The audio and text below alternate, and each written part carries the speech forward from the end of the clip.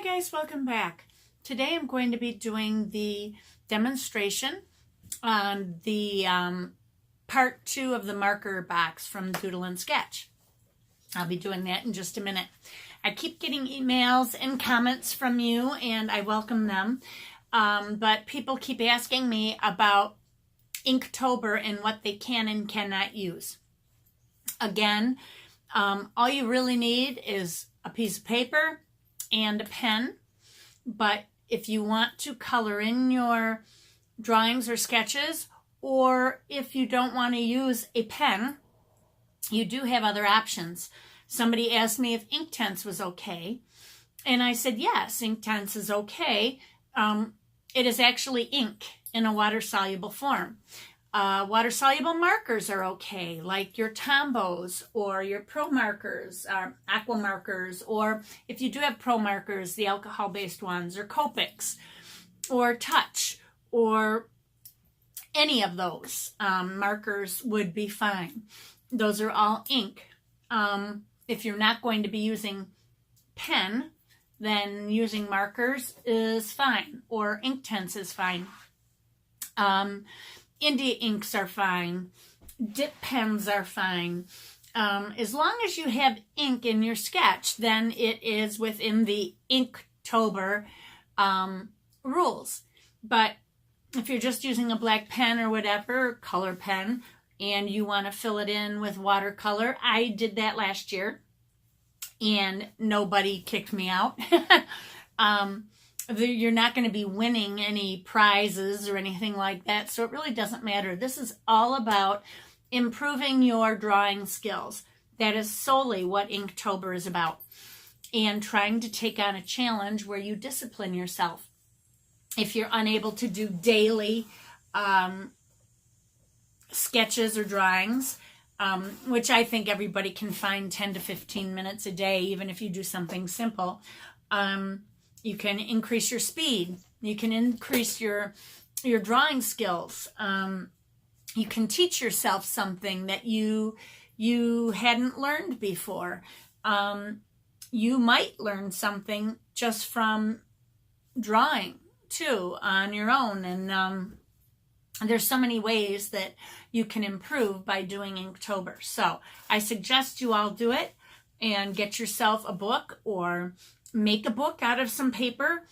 That's fine too. Like I said, I'll be using a Pentalic Aqua journal for mine.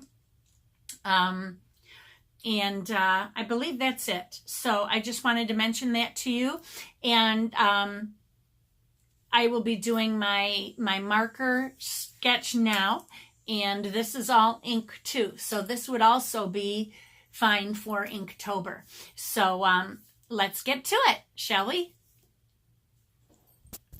Okay, so I'm going to go ahead and start the marker video, but I noticed one thing when I was beginning. I went to pull up the video so that I knew what drawing we were doing, and I noticed now that they have 2 videos up.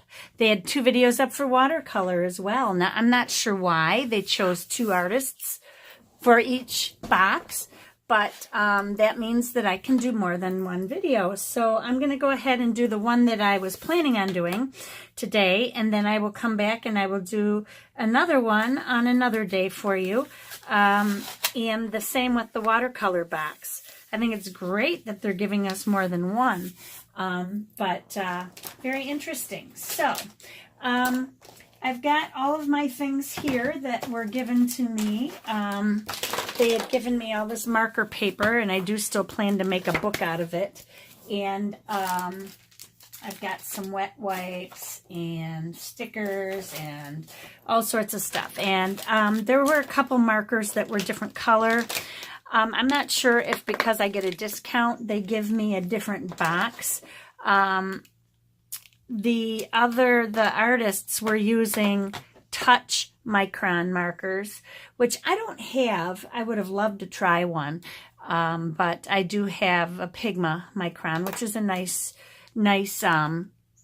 marker. The other thing is they received 2 yellows in their Touch set. I received 1 yellow, and it was Copic. Trust me, I'm not complaining. But I just wanted you to be aware of that.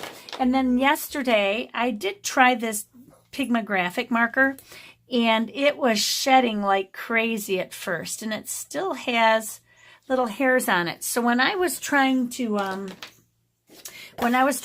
use it, I was getting these scraggly hairs coming off that weren't leaving me a good line. Now it looks like they are. Oh, there's still hairs there, and I can pull them off of this, which is strange. Now, I don't know if it's just this marker in particular.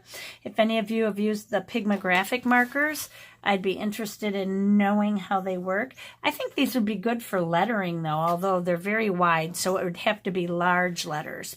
Anyway, I'm going to go ahead and get started on this. The other thing is I might need a white pen, so I did grab my own white pen, which is the Sigma Uni 153 Uniball UM 153. So that's my favorite white pen, and I buy them by the box. So anyway, let's go ahead and get started.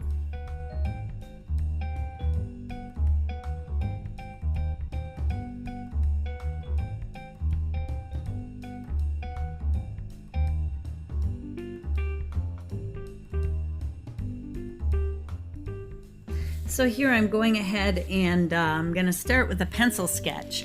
And I believe I'm using a 2H pencil here, so it's going to show up very lightly. But I wanted to make sure that I had my perspective correctly, so I drew a horizon line or my vision point there, and I'm drawing all of my buildings off of that point so that I keep my perspective correctly. Whenever you put a vanishing point down or a horizon line down, then you know all of your buildings have to match up along that line, and that's how you get those angles correct.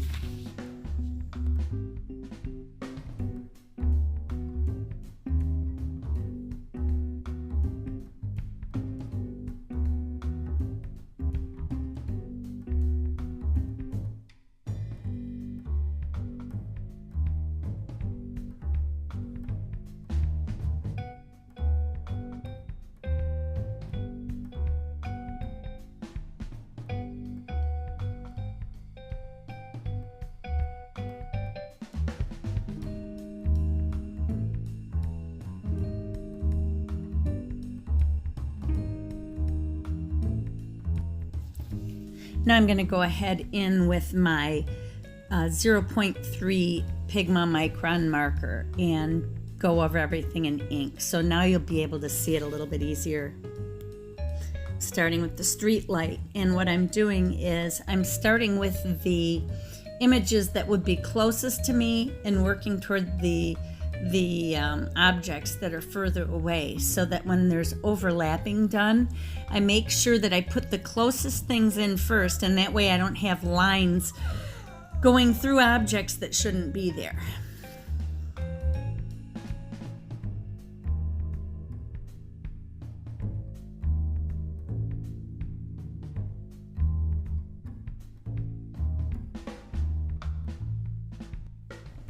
These little objects that I'm drawing in here are just tables and chairs out in front of a restaurant or whatever that building is. I didn't have a reference photo, so I was going off of her hands and what she was drawing, and it got a little bit difficult because I just had to trust that what she was drawing was going to come out to be what I wanted it to be.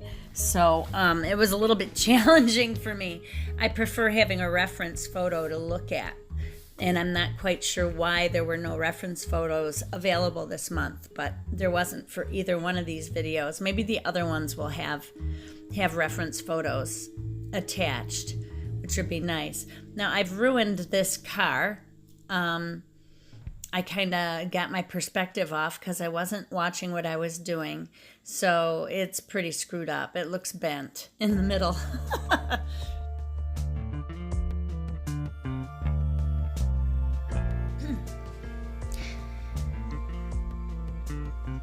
Now you can see here I'm working off of my vantage point, which is in the center, like just above the windows in the center of the picture, but that's how I got those lines on the building to the left.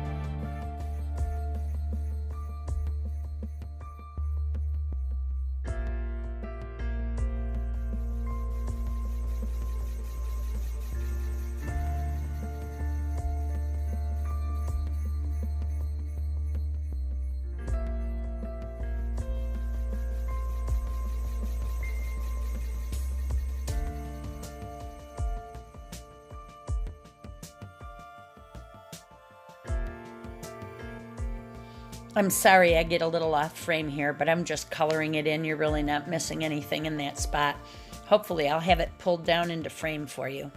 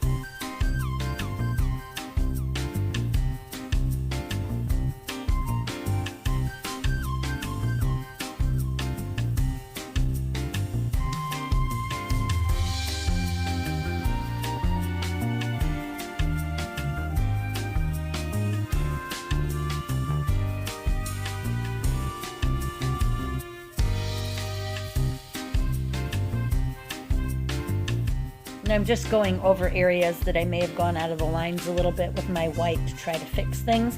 Also, I went over the windows a little bit to add white reflections. I had my marker there and used black to do that, but I thought white would look pretty too. Now I'm coloring in the sky. The artist didn't do that in her video, and the same with the road and the sidewalk I color in. And she did not do that in her video either.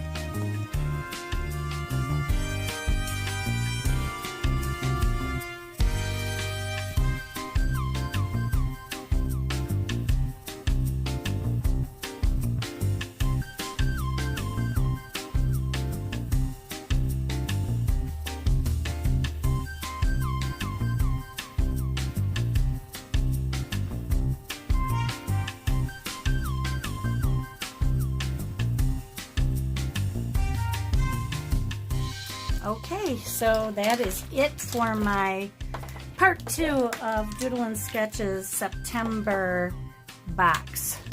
Hope you all enjoyed it. There is one other one. I'll do another one fairly soon, but this was a lot of fun.